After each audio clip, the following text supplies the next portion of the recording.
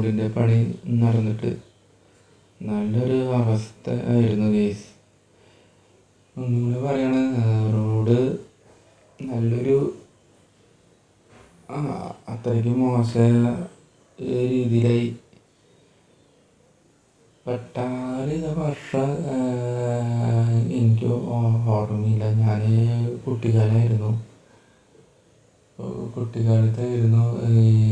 Road tar ചെയ്തത്.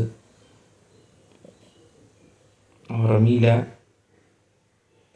എന്തായാലും 10-25 വർഷമായി റോഡ് ടാർ ചെയ്തിട്ട്.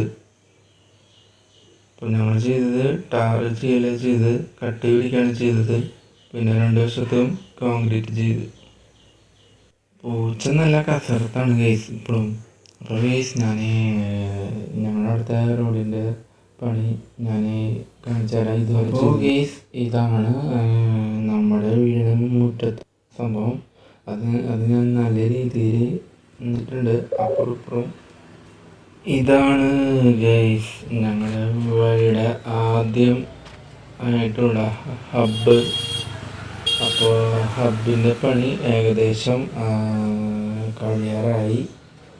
പിന്നെ അധികം ആൾക്കാർ കഴിഞ്ഞാൽ ചെയ്തോർക്കാണ് നാശമാവും. അങ്ങനെ നാശമാവാണ്ടിരിക്കാൻ ആയിട്ട് എന്ത് ചെയ്തേക്കാണ് ഇവിടെ ഈ ചെയ്തതിന് മീതെ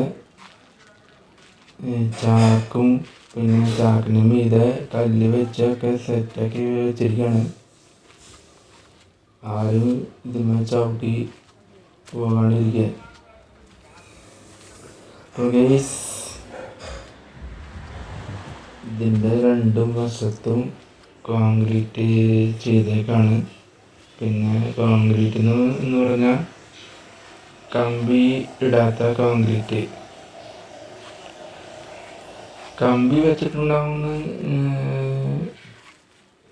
തോന്നുന്നു, കാരണം ചില ഇടങ്ങളിൽ മാത്രമാണ് കമ്പി വെച്ചത്.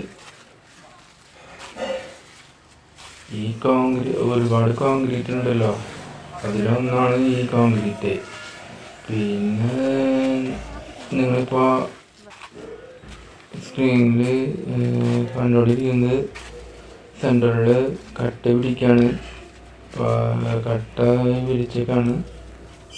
ടാറിന് പകരമാണ് കട്ട വിരിച്ചത്. ഇപ്പോൾ 2 വശത്തും കോൺക്രീറ്റ് ചെയ്തേക്കാണ് ഗൈസ്.